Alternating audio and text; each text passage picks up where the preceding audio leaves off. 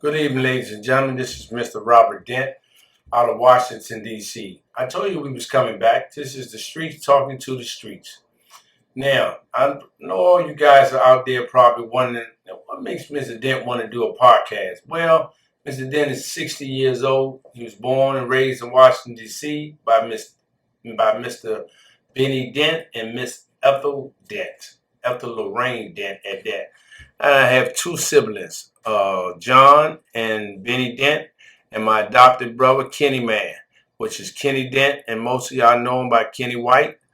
And he was raised pretty much in Southeast Washington, D.C. Went to Moton Elementary School, graduated from Moton to Douglas, from Douglas to Kramer, and from Kramer to Anacostia. And I'm not going to say that the streets was calling me.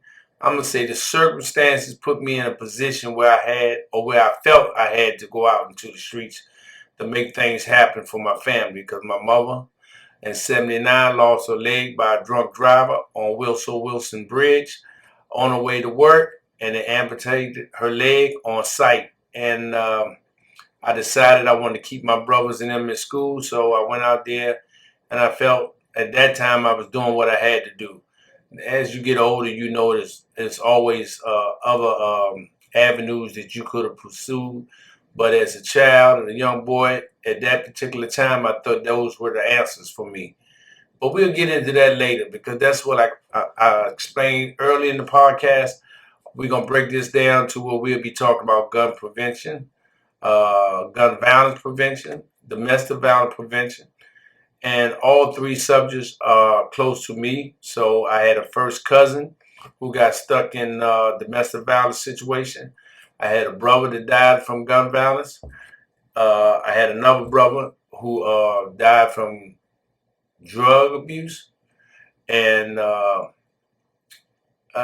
me slow down, because right now I don't want to get too emotional, because we just started. So, but as you can see, this is going to be a tough road for me too. And I'm working with three gentlemen.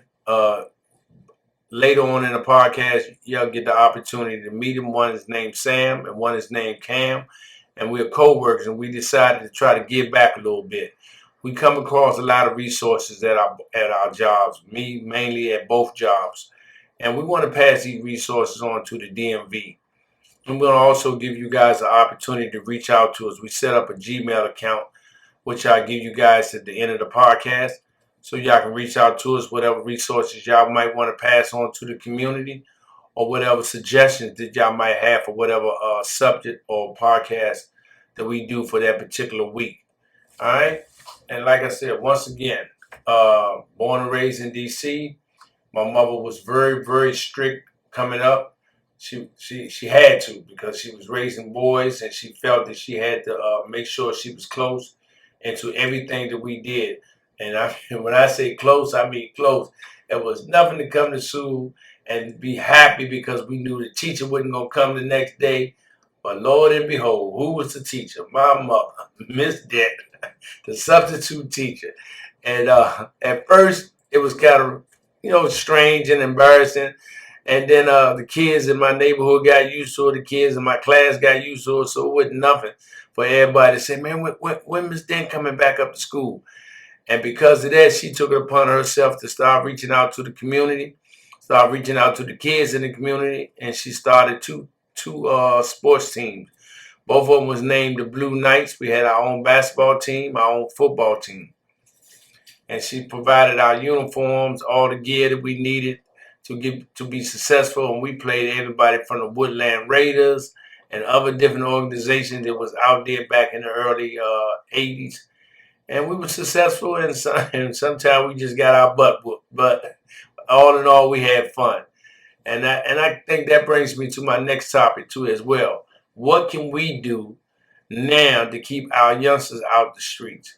Can we step up as a community and start some more sporting events in the neighborhood, like more basketball teams, more football teams, boxing, soccer, tennis, and things of that nature, to get them interested in sports or music, anything to keep them out the streets? Because I'm blown away. I mean, I'm really blown away how I can drive past somebody's store and see 10 to 15 people sitting out in front of somebody's store just selling weed.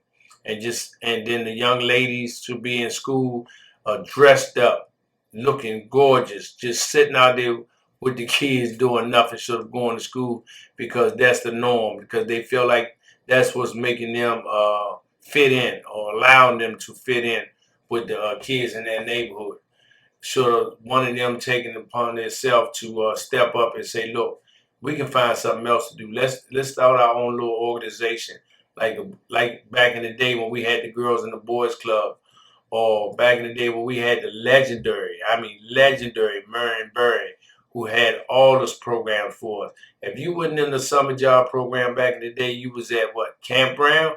Yeah, I know I'm telling the truth. Old Camp Brown. If you wasn't at Camp Brown during the summertime, you was working one of Marion Berry's summer jobs, bringing the check home, being responsible, being able to buy your own school clothes when the school system came, I mean, not system, I'm sorry. When the school term came back around, you was able to buy you little stuff that you wanted to wear, and didn't have to worry about asking your mother, who you know or at the time might have been already stressed out. And I'm going to keep it on me, stressed out, taking care of 4 grown boys and trying to make sure they had it. Like I said earlier, this is going to be a tall order for myself as well, because I can get a little emotional about talking about certain things that got me to this point in my life, as far as my incarceration, uh, as far as my mother losing her leg by a drunk driver, spending a year and a half in the hospital, and leaving us by ourselves. And I remember the first time this lady who none of us knew came to the house and told us how to go down and stand in this long line so we could get food stamps, but never went with us, and expected us to do all that on our own. And nobody, I think my brother might have been 15, I might have been 14, my youngest brother might have been 13 at the time.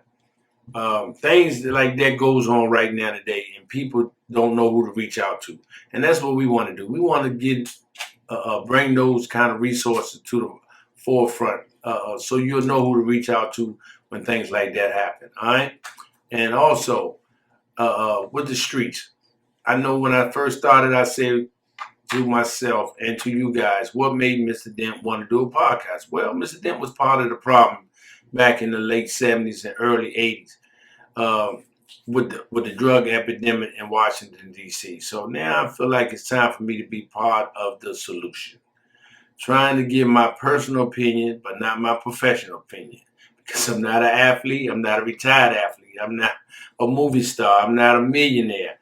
I'm just a guy who works 7 days a week to try to keep his head above water, try to give back in all the ways that I can. I work for a drug program called Federal City, and I'm always giving speeches in there. And I'm trying to always help guys get it right, because I know at my age and the guys that's coming in at my age, they don't have a lot of time to get it right, especially out there with this fentanyl and all the things that people are trying.